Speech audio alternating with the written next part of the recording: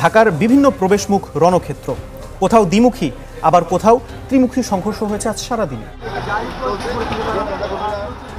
সকাল থেকে অবস্থান নিয়ে স্লোগান দেন নিজেদের এক দফা দাবির পক্ষে।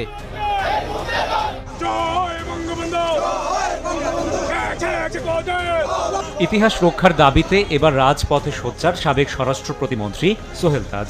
মুক্তিযুদ্ধের চেতনায় সোনার বাংলা গড়তে হলে আমাদের সুনাগরিক প্রয়োজন এবং নতুন প্রজন্মকেই আমাদের সুনাগরিক হিসেবে গড়ে তুলতে হবে এবং তাদেরকে আমরা তখনই সুনাগরিক হিসেবে গড়ে তুলতে পারবো যখন তারা উদ্বুদ্ধ হবে আমাদের মুক্তিযুদ্ধের চেতনায়, আমাদের বীরত্বের চেতনায়। ঠিক আছে, সেটাই হচ্ছে আমাদের নিউক্লিয়াস, আমাদের শক্তির উৎস। এবার ডক্টর ইউনূসের পদত্যাগের দাবিতে শেখ হাসিনার ডাকা হরতালে আওয়ামী লীগের নেতা কর্মীদের সাথে যুক্ত হলেন সোহেল তাজ। তিনি বলেন, আমার মনে প্রাণে এবং রক্তে আওয়ামী লীগ মিশে রয়েছে। ডক্টর ইউনূসের অপশাসন অর্থাৎ আওয়ামী লীগের নেতা কর্মীদের নির্বিচারে গ্রেপ্তার এবং শেখ হাসিনাকে নির্বাচনে অংশ নিতে না দেওয়া, এই সকল কালো শক্তির হাত থেকে যতক্ষণ বাংলাদেশকে রক্ষা করতে না পারবো ততক্ষণ রাজপথ দখলে রেখে হরতাল কর্মসূচি পালন করে যাব। দীর্ঘ বিরতির পর তাজউদ্দিন আহমেদের একমাত্র ছেলে সোহেল তাজ আবার রাজনীতিতে ফিরছেন।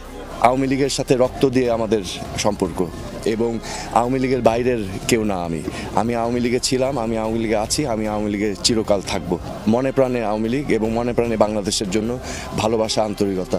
এছাড়া শেখ হাসিনার ডাকা হরতালে সারা দেশের রাজপথ উত্তাল করে তুলেছে আওয়ামী লীগের নেতা কর্মীরা। তাদের সামনে পুলিশ অথবা বিএনপির নেতা কর্মী যারাই বাধা হয়ে যাচ্ছে তাদেরকে গণপিটুনি দিচ্ছে তারা। বিশেষজ্ঞরা ধারণা করছেন আগামী নির্বাচনে আওয়ামী লীগ অংশ নিতে রাজপথে ভয়াবহ তৎপরতা চালাচ্ছে তাদের অঙ্গ সংগঠন। আওয়ামী লীগ সরকার 13 নভেম্বর আন্দোলনে ডাক দিছে। সমস্ত আওয়ামী লীগের নেতা কর্মী যারা আছে অবশ্যই সাকসেসফুল করবে ইনশাআল্লাহ। ইউনূস সরকার 14 মাস ধরে দেশটারে লুটপাট করে আইতেছে। আমরা 16 বছরে যে আকাম কুকাম না হয়েছে বাংলাদেশে, বর্তমানে 14 মাসে সেই আকাম কুকাম হইতে